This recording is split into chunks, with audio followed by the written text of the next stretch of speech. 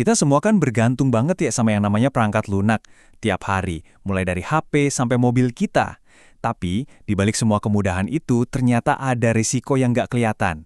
Nah, dalam beberapa menit ke depan, kita bakal coba bongkar barang-barang rahasia gimana sih para ahli itu membangun perangkat lunak yang aman dari nol, dan apa aja yang perlu kita waspadai.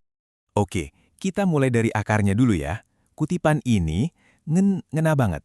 Perangkat lunak yang dibuat khusus buat kebutuhan bisnis itu ternyata bisa jadi pintu masuk buat ancaman. Penyebabnya bisa dua. Bisa karena emang sengaja disusupi oleh developernya, atau ya karena developernya teledor aja. Ini taruhannya tinggi banget loh. Nah, ini dia pertanyaan besarnya.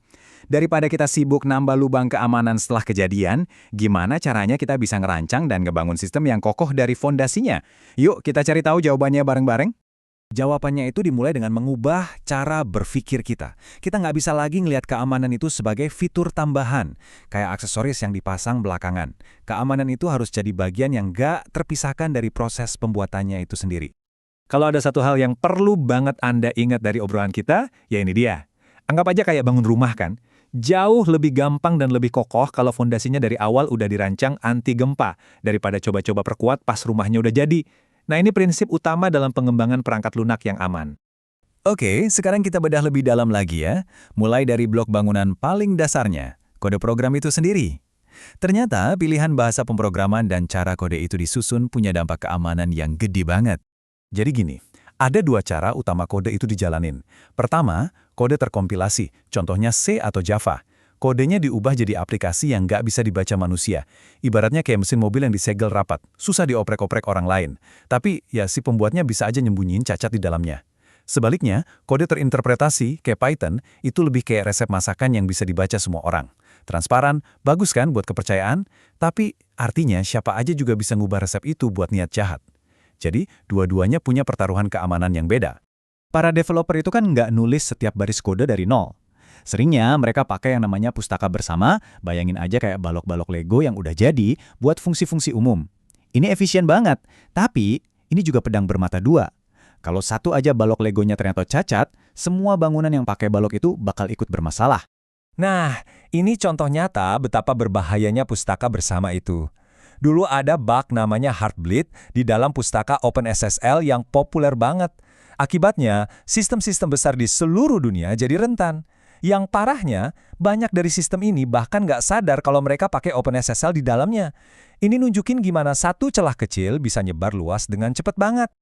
Oke, dari level kode, sekarang kita naik level. Kita lihat gambaran besarnya, arsitektur dan desain dari perangkat lunaknya. Jadi ini bukan cuma soal batu batanya, tapi gimana cara kita nyusun batu bata itu jadi sebuah benteng yang kuat. Salah satu cara desain yang modern itu namanya pemrograman berorientasi objek atau OOP. Jadi, daripada nulis rangkaian perintah yang panjang, OOP ini coba meniru dunia nyata. Setiap objek, misalnya nasabah atau rekening di program bank, punya tugasnya sendiri dan jalan secara mandiri. Nah, kemandirian inilah yang jadi kunci keamanannya. Gimana cara kerjanya? Gini nih, di kiri itu ada kelas. Anggap aja ini cetak biru atau desain sebuah mobil. Dia yang nentuin segalanya. Nah, yang di kanan itu objek, yaitu mobil-mobil beneran yang dibikin pakai cetak biru tadi. Dari satu cetak biru, kita bisa bikin banyak mobil yang beda-beda. Jadi tujuannya apa sih? Ada dua hal yang mau kita capai. Pertama, kohesi tinggi. Maksudnya, tiap objek itu fokus ngerjain satu hal aja. Kayak tim dokter spesialis lah. Ada spesialis jantung, spesialis tulang, nggak campur aduk. Terus yang kedua, ketergantungan rendah. Artinya, para spesialis ini bisa kerja sendiri-sendiri, nggak perlu nanya-nanya terus ke spesialis lain. Nah, kalau satu bagian kena serang atau error, kerusakannya jadi nggak gampang nyebar kemana-mana. Makanya desain kayak gini jauh lebih aman. Oke, sebagus-bagusnya desain, yang namanya sistem itu pasti bakal ada gagalnya.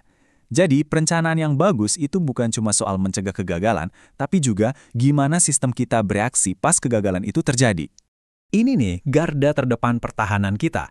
Validasi input itu kerjanya kayak satpam di pintu masuk, ngecekin setiap data yang mau masuk. Misalnya, sebuah program minta Anda masukin bulan, ya angkanya 1-12, terus Anda malah ngetik Maret atau angka 15. Nah, validasi input inilah yang bakal nolak data aneh itu sebelum bikin rusuh di dalam sistem. Waktu sistem error, ada dua pilihan utama. Fail secure itu ibaratnya pintu brankas bank. Kalau listrik mati, pintunya otomatis ngunci rapat. Keamanan nomor 1. Sebaliknya, fail open itu kayak pintu darurat di gedung.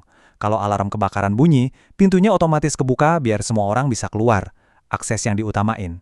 Nah, buat data-data penting, kita hampir selalu pengen sistem kita ngunci diri kayak brankas itu kan? Pasti kita semua pernah kan lihat layar biru nyebelin ini, si blue screen of death.